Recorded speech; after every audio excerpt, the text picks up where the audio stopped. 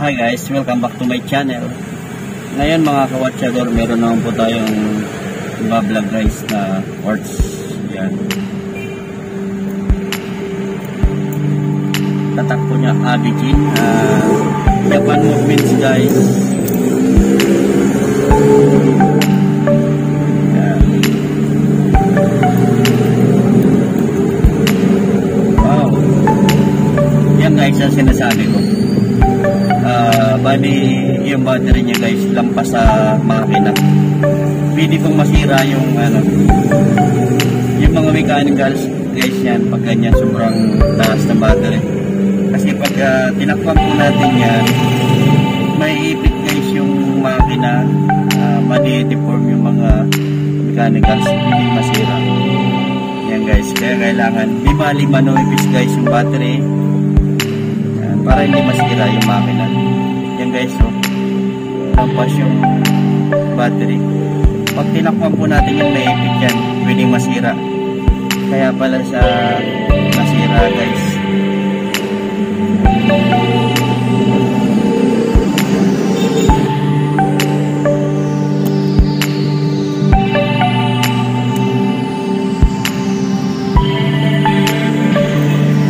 Ano guys yung gumawa guys, hindi pa mataas na yung battery, hindi pa na siya, linagyan pa siya ng ng plastic guys. Talagang kasi pag naglagay po yan ng ng plastic dito guys, ibig sabihin para hindi magkaroon ng ground dito po sa takip, kaya niya linagyan. Mataas na nga po guys yan, nilinagyan pa niya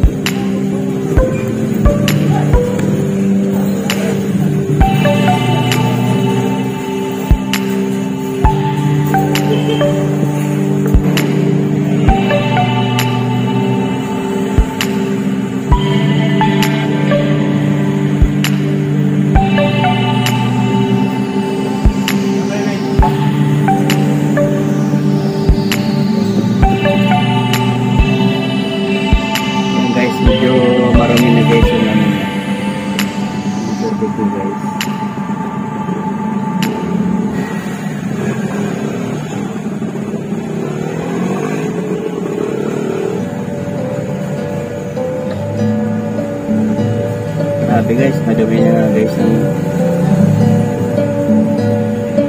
ito guys yung step rotor.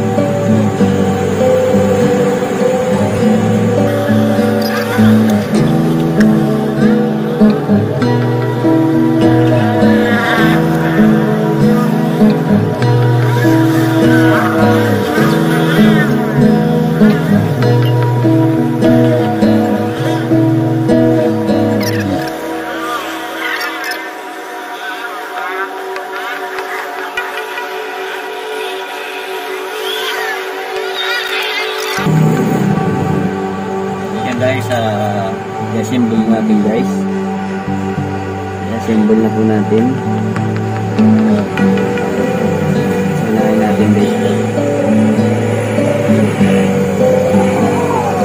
Ito yung battery ko ng takot.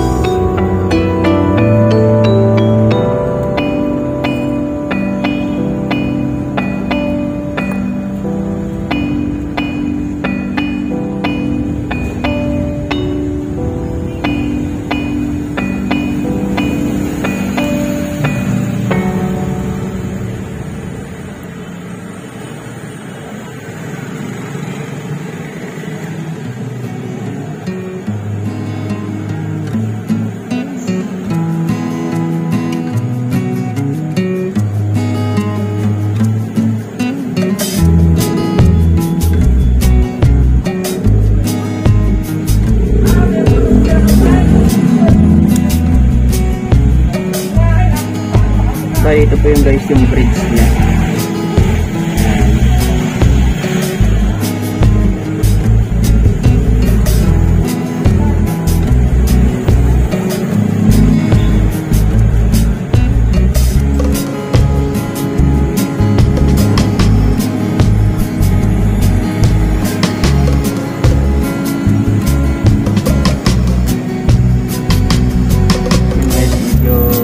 Ano po niya, medyo dahan-dahan lang guys.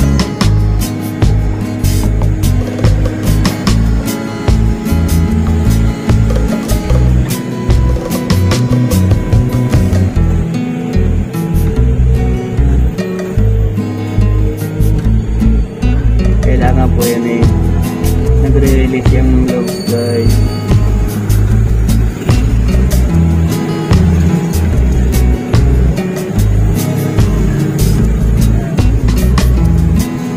Lalagay nyo po yan guys, IC guys.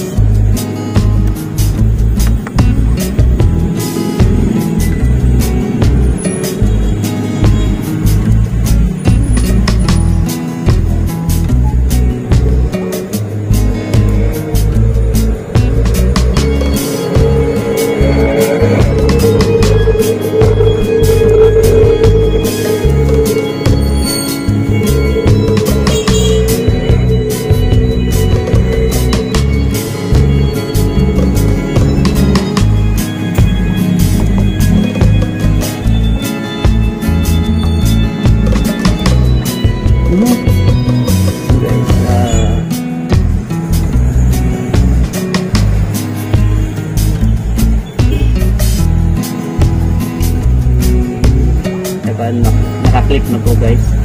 Kailangan guys yan na-clip nyo para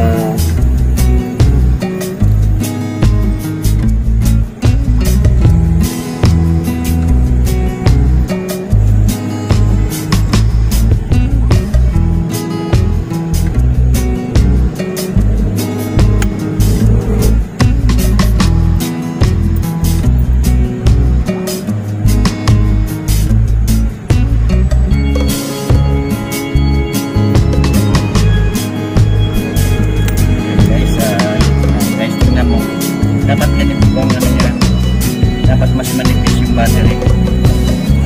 Ayan.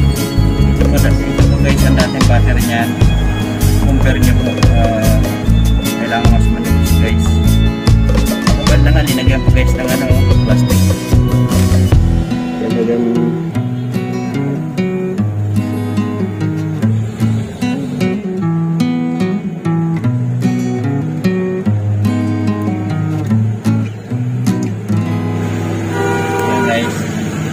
dapat ganito po guys yan, dapat yung battery talaga niyan nakapantay lang dapat yan sa makina para hindi po siya magiging grounded, kasi pag lumapat po yung takip grounded yan, mabilis maubos yung battery or masira pa yung makina guys.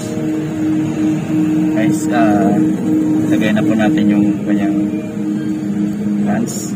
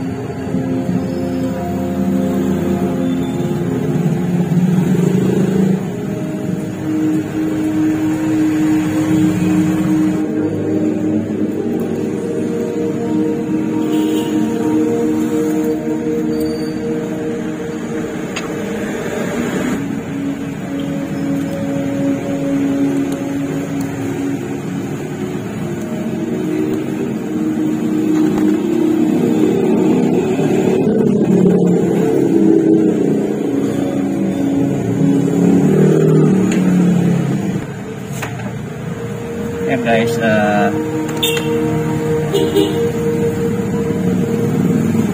mapansin nyo guys yan, yung kanyang battery guys, kalibi lang ng machine.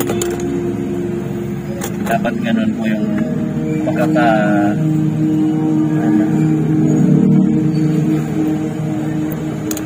eksakto po dapat ang lapat. Ayan guys, lagyan natin.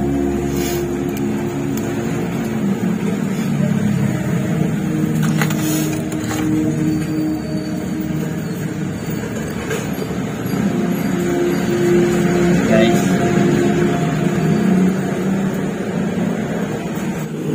what's up guys?